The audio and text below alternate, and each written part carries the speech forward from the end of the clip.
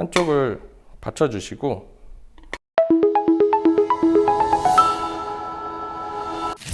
안녕하세요, 마야튜브 이부작입니다. 오늘도 클래식 전 시간하고 이어서 클래식에 대해서 조금 더 설명을 드릴 건데요. 오늘은 우선 이제 클래식을 제품을 선택을 하셔서, 외부 여각을 선택을 하셔서 설치를 할 때 설치 위치 때문에 고민하시는 분들이 좀 있으실 거예요. 저한테도 몇 번 이제 구매를 이제 계획을 하고 계시는 분들이 가끔 전화를 하셔가지고, 요거 어디 본인이 설치하려고 하는 위치가 어디쯤인데 가능한가 이렇게 물어보시는 경우가 있는데, 일단 수조보다 위에 설치가 가능한지, 아니면 수조하고 같은 레벨에 놓고 사용을 하는 게 가능한지, 이런 걸 물어보시는 분들이 계시거든요. 수조보다 높은 위치에 외부 여과기를 놓고는 사용하실 수가 없으세요. 그거는 클래식이 아니라 에하임이 아닌 다른 외부 여과기를 사용하신다고 해도 그거는 마찬가지일 거예요. 입수 과정, 입수 작용이 사이펀의 원리로 입수가 되는 모든 외부 여과기들은 수조보다 위에다가 놓고 사용을 하실 수가 없으시고요. 같은 레벨에 놓고 사용하시는 것도 사실 문제가 생길 가능성이 높아요. 에하임 피셜에서는 외부 여과기의 위치가 수면 높이보다 낮으면 된다라고 되어 있는데, 그거는 수면 높이보다 낮으면 구동이 가능하다는 얘기는 되거든요. 그렇지만은 굉장히 세심하게 보셔야지 되시고, 그렇게 해서 구동이 된다고 해도 입수 과정이 아까도 말씀드렸지만 사이펀의 원리로 구동이 되기 때문에 들어오는 입수압이 낮으면, 잘못하면은 입수가 원활하게 되지가 않아서 출수에도 영향을 미치게 되고, 그리고 충분히 임펠러 위치까지 물이 올라가지를 못하면서 임펠러가 공회전을 할 수 있는 경우가 그런 가능성이 굉장히 높아져요. 그리고 소음도 발생할 확률이 높고, 그래서 에하임 피셜로는 수면보다 낮은 위치에서는 설치가 가능하다고 하지만, 그건 어디까지나 설치가 가능하기 시작한 위치라고 생각을 하시고, 무리 없이, 이상 없이 잘 소음이나 이런 거 신경 안 쓰고 그런 걱정 없이 사용을 하시기 위해서는 최대한 수조하고 여과기의 설치 높이 차이가 좀 충분히 둬서 양정을 충분히 받을 수 있도록, 입수압을 충분히 받을 수 있도록 설치를 해주시면 되는데, 그렇다고 해도 이제 제품마다 Hmax가 있어요. 출수된 물이 올라가는데 가능한 높이가 있거든요. 제품별로 써 있는데 저희가 자막으로 표시를 해드릴게요.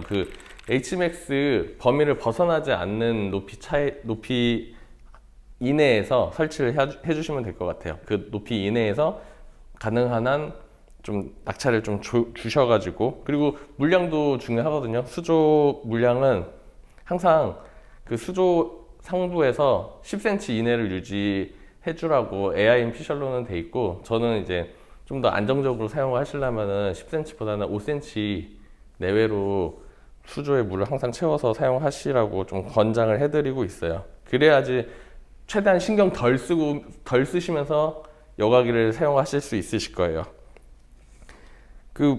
이 설치 위치가 좀 에어 트랩하고도 좀 여러 가지 연관성이 있거든요.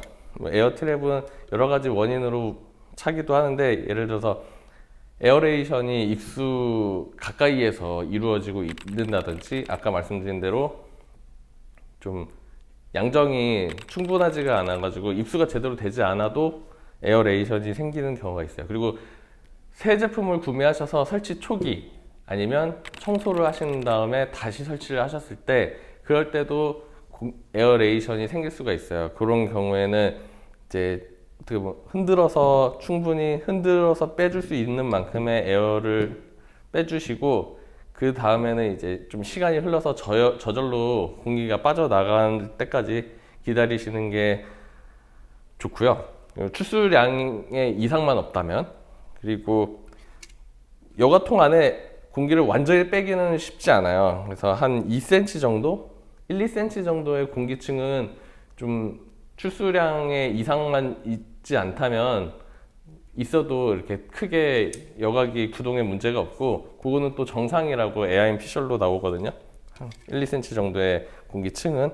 그래서 충분히 구동하는데 이상이 없는 수준에서만 흔들어서 빼주시고, 근데 만약에 흔들어서 뺐는데 다음날 또 에어가 차고, 또 흔들어서 뺐는데 그 다음날 또 에어가 차고, 그렇다고 한다면 입수되는 과정에 공기가 같이 들어가고 있다는 얘기예요. 근데 그 호스하고 파이프하고 연결 부분에서 같이 공기가 들어가는 경우는 사실 별로 없고요.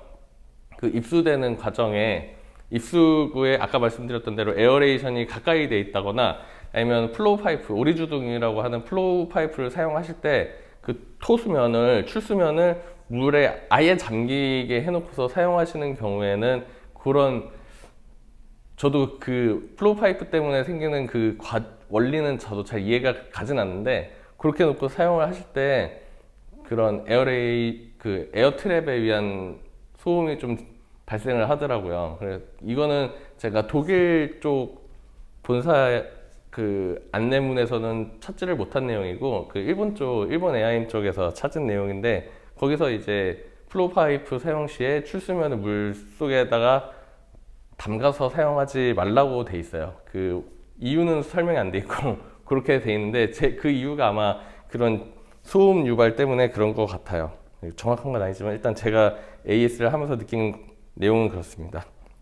그래서 사실 클래식 사용하시면서 그 에어트램 부분이 좀 제일 많이 들어오는 분인데, 그런 흔들어서 빼도 계속 에어가 찬다고 하면 입수면, 출수면, 그리고 그리고 마지막으로 그 입수 파이프하고 호스하고 연결된 부분에 물이 충분히 이렇게 꽉 차가지고 내려가지 않고 공기가 같이 들어가고 있는지 그거를 좀 확인을 해보시면 될 것 같아요. 이게 눈으로 확인이 가능하실 거예요. 그거는. 그런 경우에는 제가 설치 동영상 찍을 때 보여드리긴 했는데, 호스하고 파이프 연결 부위를 손으로 이렇게 꾹꾹꾹꾹 잘 눌러서 밀착시켜 주시기만 해도 그런 부분은 없어지실 거예요. 그 외에 또 동영상을 보고 설명을 듣고 다 했는데도 문제가 생기는 경우에는 본사로 전화를 주시면 되시고요. 그리고 요거 클립 제가 구부려서 사용하시면 된다고 말씀드렸는데, 그럼에도 불구하고 교체를 해야 될 것 같은 상황이 됐을 때 간편하게 교체하는 방법 설명을 드릴게요.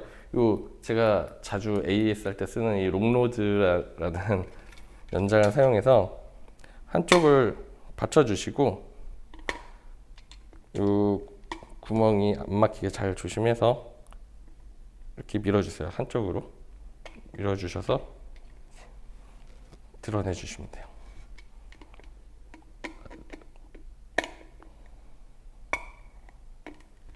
꼭 롱로즈가 아니어도 상관은 없는데 어떤 연장을 쓰셔도 저는 이게 편하더라고요. 이렇게 해주시고, 다시 연결을 하실 때도 빠져있는 쪽부터 끼워서 이렇게 끼우시고, 손으로 밀어도 되는데 아프니까 반대로 하는 게 더, 이렇게 끼우시고 여기 구멍으로 나올 수 있게 잘 보세요. 이렇게 밀어주시면 돼요. 간단하시거든요.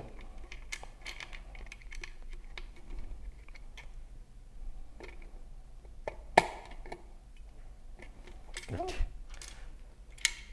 쉽고 빠르게 설치가 가능하다는 장점이 있죠. 단점이 있으면 장점도 있어야 되지 않겠어요?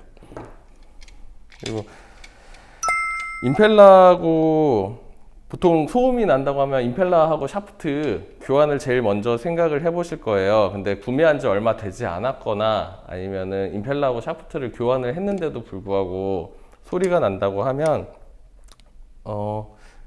그런 부분은 좀 생각을 해보셔야 돼요. 어떤 소음이 나는지, 덜그럭거리는 소음인지, 물리적 소음. 덜그럭거리는 소음은 공회전일 가능성이 굉장히 높고요. 그거 말고 부글부글하고 그 공기가 끓는 것 같은 소리가 들릴 경우에는 설치한 지 얼마 안 됐을 가능성이 높아요. 설치한 지 얼마 안 됐거나 아니면 청소를 한 지 얼마 안 됐거나 여과기를 다 드러내서 물 씻어주고 여과제 씻어주고 그런 경우에는 좀 소음이, 그런 물 끓는 소리가 날 수가 있어요. 그리고 아까 말씀드렸던 대로 입출수 설치라든가 이런 문제 때문에, 그거는 에어트랩 때문에 생기는 소음이 맞고요. 그것도 빨리 바로 잡아 주셔야 되긴 하세요. 그리고 그런 거 저런 거 문제가 다 없는데도 소음이 난다고 하면 좀 사용하신 지 오래되신 분들일 경우에 생각을 해보셔야 되는 게, 헤드 아래쪽에 잠시만요. 헤드 아래쪽에 요 커버가 원래 이렇게 딱딱하게 단단하게 걸려요. 단단하게 걸리는데 이게 좀 오래 사용하셔서 마모가 된 경우에는 되게 헐겁게 놀거든요.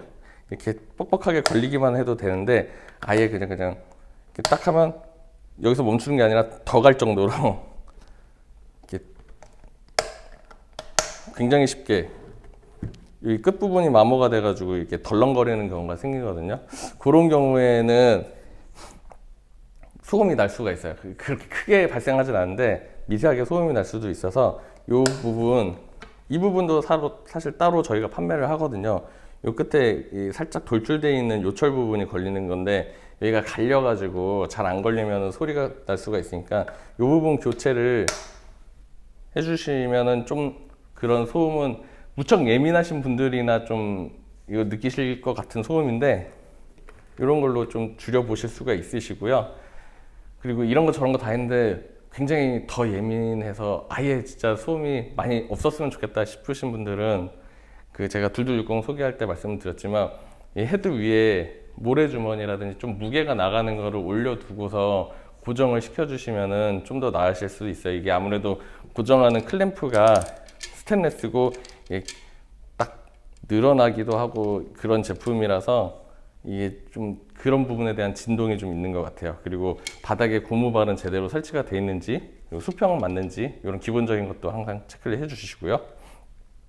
그렇게만 체크를 해 주시면 아마도 사용하시는데 크게 문제는 안 생기실 것 같아요. 물론 저희 쪽으로 문의 전화를 주시면 제가 최대한 친절하게 상담을 해 드릴 거고, 그러면은 오늘은 여기까지 설명을 드리고요. 좀 제가 말이 많아서 죄송합니다.